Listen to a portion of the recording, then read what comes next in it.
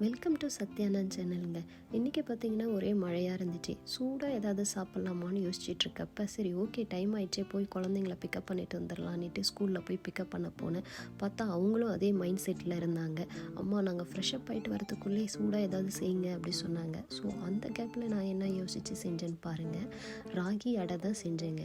எப்போவுமே மழைன்னா எங்கள் வீட்டில் எங்கள் அம்மா சின்ன வயசில் எங்களுக்கு இதை தான் செஞ்சு கொடுப்பாங்க.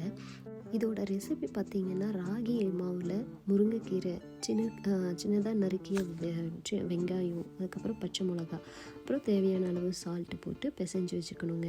இது ரொம்ப டேஸ்ட்ஃபுல்லாக இருக்கும். அதுவும் மழை டைமில் இதை நீங்கள் சாப்பிட்றப்ப பார்த்திங்கன்னா அதோட டேஸ்ட்டே தனியாக இருக்கும். எப்போவுமே மழை வந்துச்சுன்னா எங்களுக்கு இது தான் ஞாபகம் வரும். இது எங்கள் ஹஸ்பண்டோட ஃபேவரெட்டு ஸ்நாக்கு. எனக்குமே இது ரொம்ப ஃபேவரெட்டு. பார்த்திங்கன்னா நல்லா தேவையான அளவு தண்ணி விட்டு நல்லா பிசைஞ்சு வச்சுக்கணும்.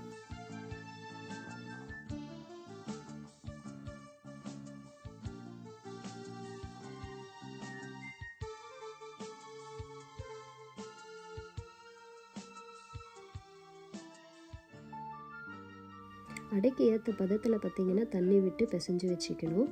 இப்போ இந்த மாவு ரெடி ஆகிடுச்சு.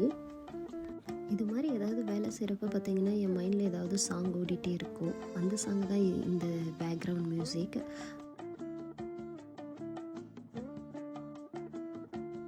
இப்போ பார்த்திங்கன்னா பேன் சூடாகிட்ட பிறகு நான் மாவை தட்டி அடை போட்டுட்ருக்கேன். நான் ஜிப்லாக் கவர் தான் யூஸ் பண்ணுறேன் அடை தட்டுறதுக்கு. அப்போ தான் அது ஸ்டிக் ஆகாமல் வரும். நான் முறுக்குக்குமே ஜிப்லாக் கவர் யூஸ் பண்ணி தாங்க போடுவேன். அதில் பார்த்திங்கன்னா நீங்கள் தண்ணி விட்டு தொட்டிங்கன்னா அது ஸ்டிக் ஆகாது மாவு கையில்.